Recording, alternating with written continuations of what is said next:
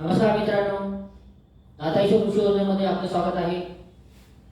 आता आपल्या व्हिडिओमध्ये आपण एखाद्या टू व्हीलरसाठी दाताईच्या कृषी योजनेअंतर्गत कशा पद्धतीने कोटेशन तयार होईल किंवा कशा पद्धतीने आपल्याला लाभ होईल हे बघणार आहोत. तर मी या ठिकाणी उदाहरण घेत आहे, एका युनिकॉर्न गाडीचं उदाहरण या ठिकाणी घेत आहे. कोणतीही गाडी असो, इथे सर्व प्रकारची वाहनं आपण घेऊ शकतो. युनिकॉर्न नाव घेतले तर असं नाही युनिकॉर्न गाडी घेऊ शकतो, टू व्हीलर गाडी घेऊ शकतो असं आपण म्हणू शकतो. तर 1,50,000 अशी एखाद्या टू व्हीलरची किंमत आहे आणि नागरिकांनी लाभार्थ्यांनी शोरूम मध्ये जाऊन कोटेशन घेऊन आलेलं आहे टू व्हीलरचं 1,50,000चं आणि दाताईश्वर सबसिडी कार्यालयाला पाठवलेले आहे, व्हॉट्सअपने पाठवलेलं आहे, दूर राहतो म्हणून. आणि त्याचा आता आपल्याला 30% वजा करून सबसिडी कोटेशन बनवायचं. तर ते कशा पद्धतीने कॅल्क्युलेशन होतं, या ठिकाणी वाहनाची किंमत आहे 1,50,000. 1,50,000चं वाहन म्हणजे याचा अर्थ शोरूमला आपल्याला 1,50,000 रुपये दिल्याशिवाय तो आपल्याला वाहनाची डिलिव्हरी देणार नाही. आपल्याला या ठिकाणी पाहिले की शोरूम मध्ये 1,50,000 हे 15 ते 18% डाऊन पेमेंट जाणार आहे त्यांना आणि बाकीचं 82 ते 25% गाडीवर लोन फाईल केली जाणार आहे, 36 EMI असणारी लोन फाईल होणार आहे आणि मग ते त्या पैसे शोरूम वाल्याला मिळणार आहे. म्हणजे इन शॉर्ट मध्ये शोरूमला 1,50,000 रुपये प्राप्त झालेले आहेत आणि त्याने गाडीची डिलिव्हरी लाभार्थ्याला देण्यासाठी तयारी दाखवली आहे.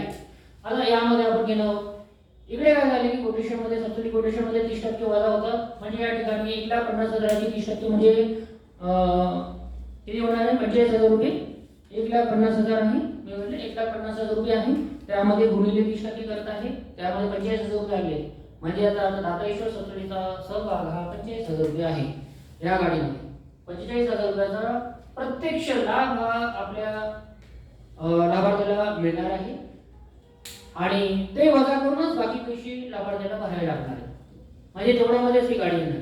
म्हणजे याचा अर्थ 1,05,000 रुपया किमतीला ही गाडी लाभार्थ्याला मिळणार आहे.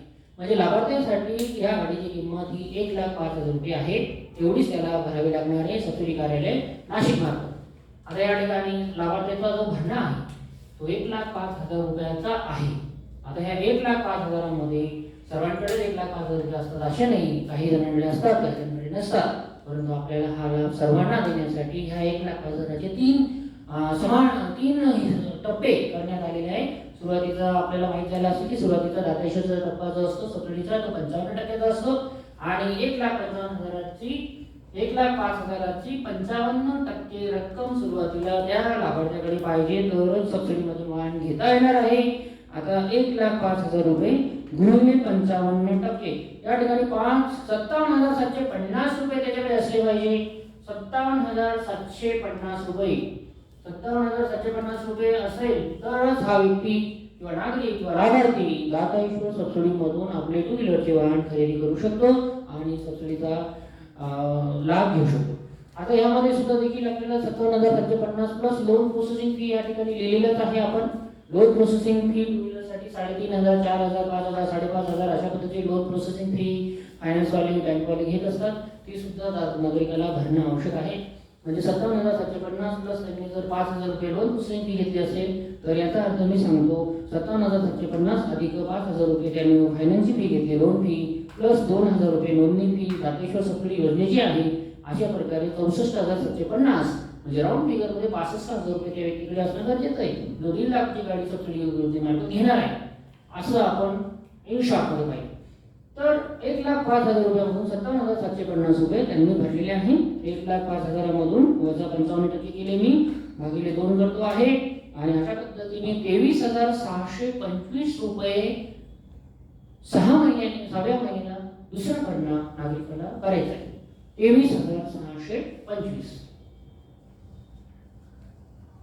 6व्या महिन्याला गाडी पहिला भरणा गेल्यापासून दुसरा भरणा हा 6व्या महिन्याला येणार आहे 23,625 आणि पुन्हा तिथून पुढे 6व्या महिन्याला 23,625 रुपये भरणे आवश्यक आहे. अशा पद्धतीने 3 स्टेप मध्ये 1,05,000 रुपये पहिला भरणा, दुसरा भरणा, तिसरा भरणा नागरिकांनी लाभार्थ्याने करायचा आहे. एवढीच त्याची जबाबदारी झाली की त्याला बाकीचं सर्व माफ आहे. EMI त्याला स्वतःच्या खात्यामधूनच जाणार आहे, परंतु स्वतःचे पैसे जाणार नाही. त्या ठिकाणी दर महिन्याला 30 तारखेला सबसिडीचे पैसे येणार आहे. ते किती येणार आहे, जेवढा EMI असेल तेवढे सबसिडीचे पैसे येतील आणि ते ऑटोमॅटिक जातात. असे टोटल 36 EMI जाणार आहे. त्याच्यामुळे दर महिन्याच्या EMIचं टेन्शन त्या लाभार्थ्याला कुटुंबामध्ये निर्माण होणार नाही याची काळजी घेण्यात आली. आता या ठिकाणी तो सबसिडी मधली फी टू व्हीलरसाठी 2000 रुपये आहे. 2000 रुपये फी ही दाता ईश्वर कार्यालयाची आहे. दाता ईश्वर कार्यालय म्हणजे फाउंडेशनची आहे असं म्हणायला हरकत नाही. बाकी त्यांना लाभ हा स्वतंत्र मिळणार आहे. 30% सबसिडी वजा म्हणजे याचा अर्थ 45,000 रुपये लाभ झालेला आहे. 30% लाभ म्हणजे 45,000 रुपयाचा लाभ त्या व्यक्तीला झालेला आहे. सबसिडी प्रति EMI म्हणजे इथे आपण पाहिलेलं आहे की सबसिडी प्रति EMI कशी जाणार आहे. सबसिडीचे पैसे ग्राहकाच्या खात्यात येतात, ग्राहकाच्या खात्यामधून EMI जातो.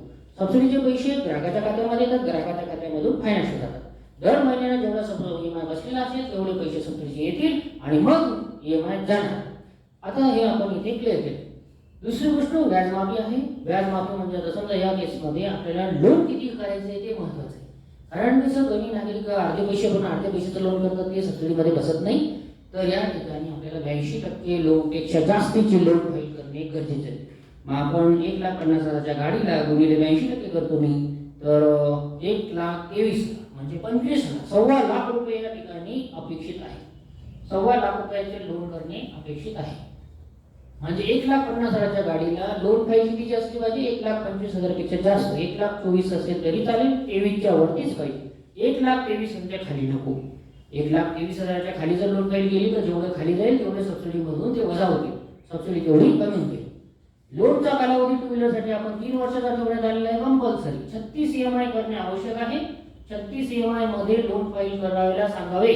कृपया सर्व नागरिकांनी दाता ईश्वर सबसिडी मधून जर भाग घ्यायचा असेल तर फायनान्स वाल्यांना विनंती करा की माझी लोन फाईल 82% पेक्षा जास्तीची करा आणि 36 महिन्याची EMI भरून द्या 3 वर्ष. जेणेकरून मला दाता ईश्वर सबसिडीचा फॉर्म भरून माझे वाहन सबसिडी अंतर्गत करता येईल. असं या पद्धतीने आपण या ठिकाणी माहिती घेतली. या केसमध्ये आता या ठिकाणी बघू की शोरूमला पैसे कसे जाणार आहे. शोरूमला 100% पैसे पाहिजे. 1,50,000 रुपये. 1,50,000 मध्ये 85% लोन होईल. याचा अर्थ ते लोन किती होणार आहे. मी आता समजतो की 82% लोन झाले. 1,50,000चं 82%. 1,50,000 गुणिले 82% म्हणजे 1,23,000 रुपये तुम्ही लोन केलेला आहे. लोनचे पैसे शोरूमला मिळालेले आहे. त्यानंतर या ठिकाणी 18% पैसे दिले आहेत. 1,50,000ची 18%. 1,50,000चे 18% म्हणजे 27,000 रुपये त्यांना डाऊन पेमेंट भरलेले. 27,000 प्लस ते काय प्रोसेसिंग फी वगैरे असेल ती पण आपल्याला एक्स्ट्रा भरायची विसरू नका. 27,000 रुपये डाऊन पेमेंट भरले. 1,23,000 रुपये लोनचे गेले. दोन्ही पैसे शोरूमला मिळाले. शोरूमला 1,50,000 रुपये मिळाले. त्याने डिलिव्हरी गाडीची देऊन टाकली. पुढे आपण जाणार आहे की फायनान्स वाल्याने जे लोन फाईल केले 1,23,000चं तर याचे सर्व EMI हे इंटरेस्ट आहे. जे काही इंटरेस्ट लागेल समजा आपण एक काम करू एक अंदाज घेऊ की 38,000 रुपये व्याज लागलं असं गृहीत धरू तर 38,000 रुपये व्याज आणि 1,23,000 असं किती होईल मग ते 1,23,000 1,23,000 अधिक 38,000 रुपये व्याज म्हणजे टोटल 1,61,000ची फेड आपल्याला 36 महिन्यामध्ये करायची.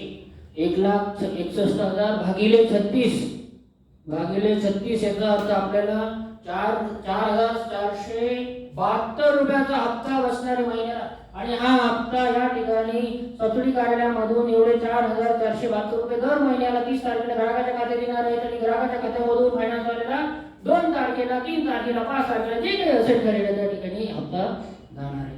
अशा पद्धतीने आपण या केसमध्ये टू व्हीलरचे कोटेशन सबसिडी कार्यालय कसं बनतं आणि सबसिडीचे असोसिएट हे कसं बनवतात ते आपण या ठिकाणी बघितलेले आहे. सर्व आपण व्हिडिओ 2-3दा पाहून स्वतःही बनवू शकतात आणि वाहन घेऊ शकतात.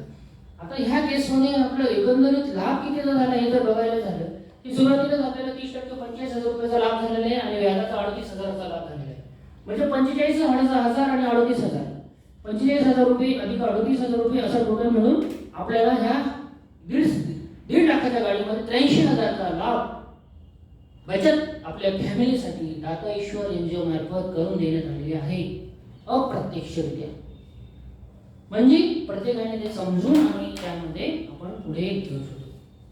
आता या भागामध्ये आपण टू व्हीलर साठी कशा पद्धतीने सबसिडी कोटेशन पद्धती बघितलं. धन्यवाद.